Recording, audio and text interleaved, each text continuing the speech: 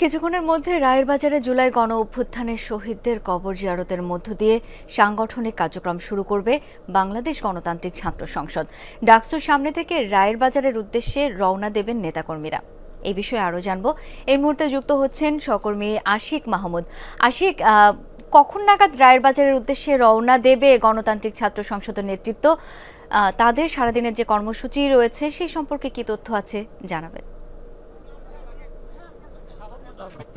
ভবনের সামনে থেকে নতুন যে রাজনৈতিক দলের ছাত্র সংগঠন বাংলাদেশ গণতান্ত্রিক ছাত্র সংসদ, ইতিমধ্যে তারা রওনা হয়েছে ভিসির বাসভবনের সামনে থেকে। তাদের আনুষ্ঠানিক কার্যক্রম, তারা ইতিমধ্যে এখন সাংগঠনিক কার্যক্রমের আনুষ্ঠানিক যাত্রা তারা শুরু করছে ভিসির বাসভবনের সামনে থেকে। আপনি দেখতে পাচ্ছেন আমরা তাদের সেই বাসে অবস্থান করছি এবং যারা ঢাকা বিশ্ববিদ্যালয়ের যারা শিক্ষার্থী অর্থাৎ যারা এই বাংলাদেশ গণতান্ত্রিক ছাত্র সংসদের যারা নেতৃবৃন্দ তারা ইতিমধ্যে বাসে উঠেছে। তারা এখন রায়ের বাজার কবরস্থানের উদ্দেশ্যে রওনা হচ্ছে। সেখানে যারা জুলাই আগস্টের আন্দোলনে অর্থাৎ বৈষম্য বিরোধী ছাত্র আন্দোলনে যারা শহীদ হয়েছিল তাদের কবরে তারা ফুল দিয়ে শ্রদ্ধা নিবেদন করবেন এবং পাশাপাশি কবর জিয়ারত করবেন। সেই উদ্দেশ্যেই তারা ঢাকা বিশ্ববিদ্যালয়ের ডাকসু ভবনে জড়ো হয়েছিল কিছুক্ষণ আগে। আর এই মুহূর্তে তারা ভিসির বাসভবনের সামনের থেকে অর্থাৎ ভিসির চত্বর থেকে তারা রওনা হলো। আমরাও কিন্তু তাদের সাথে রওনা হয়েছি এবং যে শিক্ষার্থীরা যারা এখানে ছিলেন অর্থাৎ যারা আন্দোলনে সক্রিয় ছিলেন তাদেরকে দিয়েই এই যে জাতীয় নাগরিক পার্টির যে ছাত্র সংগঠন